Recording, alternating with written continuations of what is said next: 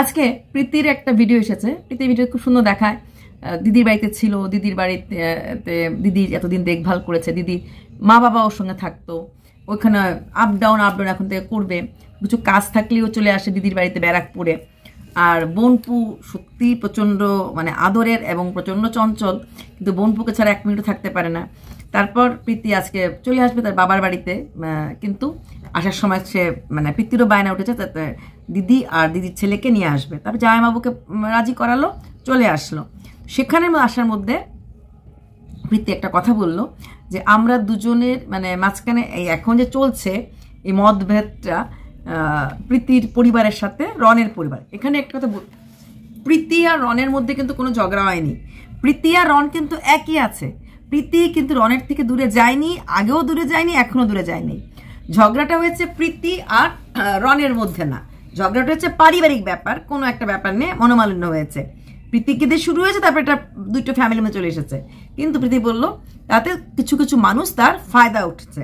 Actually যখন প্রথম দিকে আমরা ভিডিও শুরু করেছিলাম তখন অনেক রোস্টিং চ্যানেল বা রোস্টাররা ভিডিও করেনি, কিন্তু লাস্ট 7 দিন ধরে আমি দেখলাম প্রচুর রোস্টাররা ভিডিও করতে শুরু করেছে।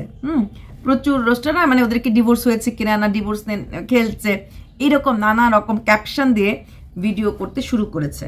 তো প্রীতি একটা কথা আমি তোমাকে বলতে চাই যে তোমার আর রনের আলাদা হওয়ার কোনো প্রশ্নই নাই। যারা ওইসব ভিডিও করছে, এমনকি যারা রোস্টাররা ভিডিও করছে এবং ভাবছে তোমরা নাকি ভিউজের জন্য সাবস্ক্রাইবার জন্য নাটক করছো, এরা অ্যাকচুয়ালি তোমাকে আর রনকে চেনেই না।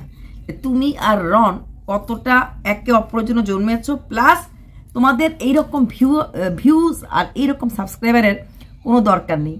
তারা তোমাদেরকে চেনে না, মানে তোমাকে আর রনকে চেনে না, তাই ওরা ওরকম ভিডিও করছে। তবে একটা কথাই বলবো, বেশি দিন দূরে থেকো না, যা হবার হয়ে গেছে। শ্বশুরবাড়িতে যদি নাও যাও, রনের কাছে ফিরে যাও। রন তো আলাদা ফ্ল্যাট নিয়েছে, কাজের জন্যই হোক যার জন্য, তুমি রনের কাছে ফিরে যাও।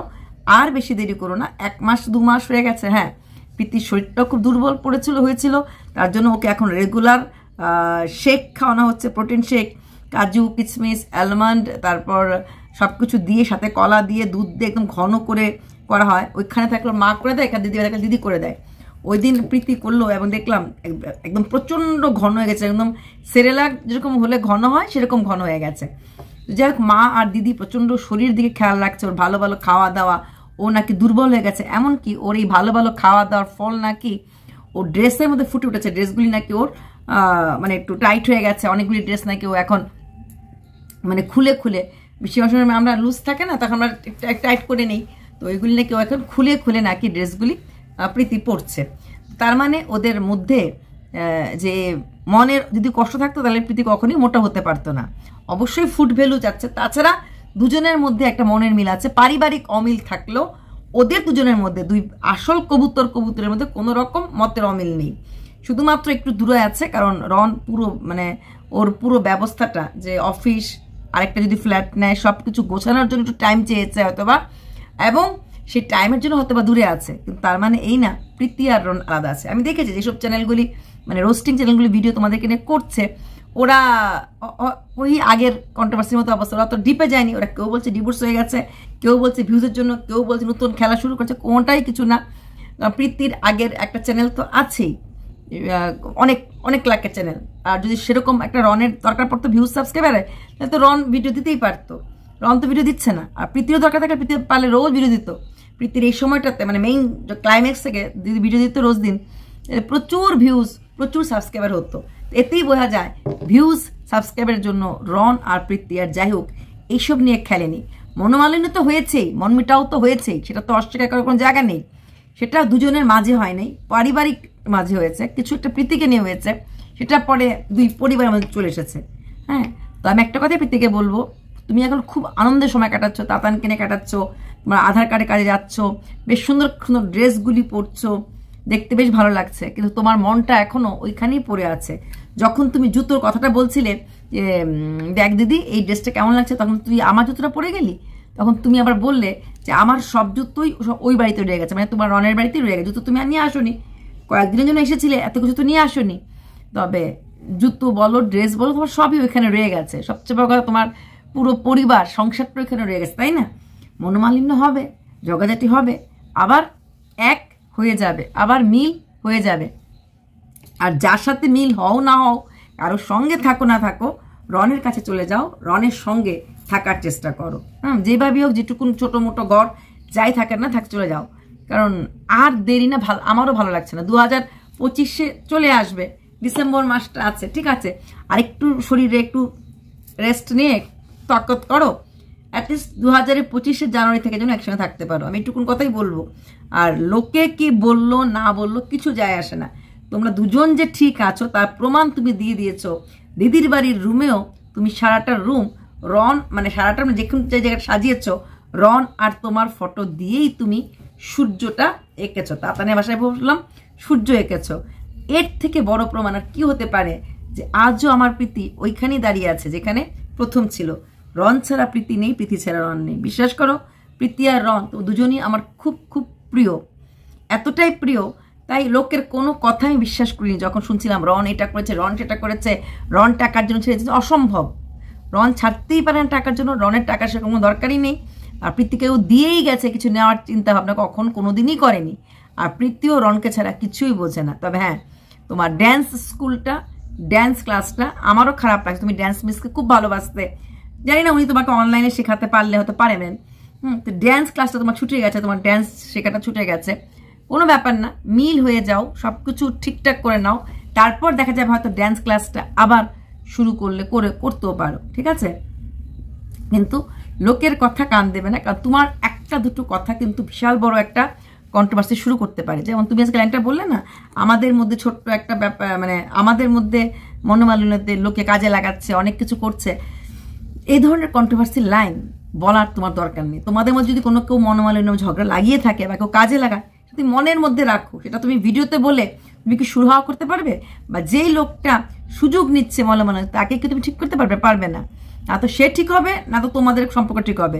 মাঝখান থেকে উল্টো সোহা সোহা করে আগুনের মধ্যে, মানে যজ্ঞের মধ্যে ওই কাঠিটা ঢেলে দিলে। এর থেকে ভালো যা কিছু বলার, যা কিছু করার অফলাইনে করো। রনের সাথে কথা বলো, বা যে সুযোগ নিচ্ছে তার সাথে কথা বলো। আর যদি মনে করো রোস্টিং চ্যানেল তো এগুলো বলবেই না, যেরকম আমরা বলেছি কন্ট্রোভার্সি চ্যানেলরা, ঠিক তেমনি রোস্টিং চ্যানেলরাও বলবে। কারণ আমরা একটু লোকের বাড়ির একটু খুদ দেখলে বা একটু কিছু দিলে আমরা নিজে থাকতে পারি না। তাই তোমরা যখন খুদ দেখাবে আমরা তো খুদটা ধরবই। তাই তো বললাম, অনেক দিন তো হয়ে গেল, আর একটা মাস কোনো মতে থেকে একদম জানুয়ারির 1 তারিখে চলে যাও নিজের সংসার, নিজের ঘর, যেখানেই সংসার হোক, যতটুকুনি ঘর হোক, যদি ছোট্ট একটা রুম হয়, ছোট্ট একটা রুমে গিয়েও অ্যাকচুয়ালি বিয়ের পর মেয়েদের সংসারটাই ভালো লাগে। দেখো না, তুমি তোমার দিদিকে আর দিদি বোনপুকে আনার জন্য দাদাভাই থেকে পারমিশন নিলে, দিদি মাত্র 2 দিনের জন্য এসেছে, তাও কি দাদাভাই ডিউটিতে গেছে বলে, কারণ দাদাভাইয়ের কষ্ট হবে। সংসারটা এরকমই। দিদিভাই তো এখান থেকে আরাম হয়, ওখানে একটা ছেলে নিয়ে সারাদিন ছেলে দুরন্তপনা করে, প্লাস ও নিজেও একদিন বলেছে সারাদিন আমি একা একা থাকি, ও তো সারাক্ষণ ডিউটিতে থাকে, 38 ঘন্টাও ডিউটি করে, আমি সারাদিন আমি আর ছেলে কথা বলার লোক পাই না। সেখানে থাকলে, তোমাদের বাড়ি থাকলে তুমি আছো, মা আছে, বাবা আছে, অনেক গল্প করার বা বাচ্চাটাকে দেখার লোক পায়। তা সত্ত্বেও কিন্তু ও ব্যারাকপুরে থাকতেই ভালোবাসে, কারণ ব্যারাকপুরে থাকাটা ওর কর্তব্যের মধ্যে পড়ে। যেখানে যা কিছু ও থাকবে ওর হাজব্যান্ডের কাছেই।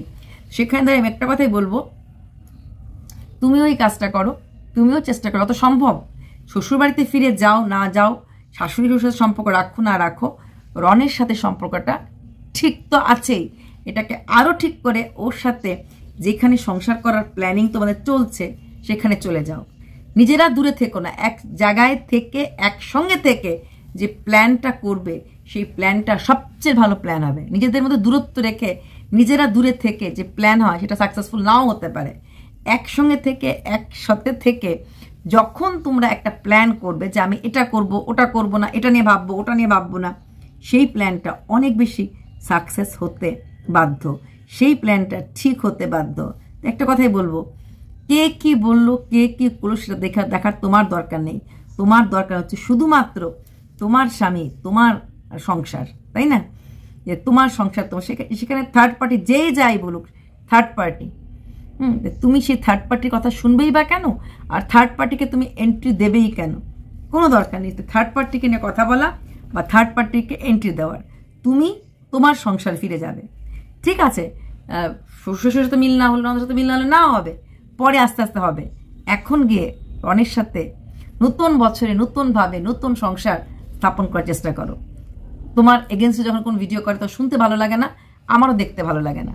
আমি জানি রন আর প্রীতিকে আলাদা করার মতো কোনো মানুষ এখনো তৈরি হয়নি। যত কিছু যে বলুক, যত লোককে চাক, রন আর প্রীতি এক ছিল, এক থাকবে।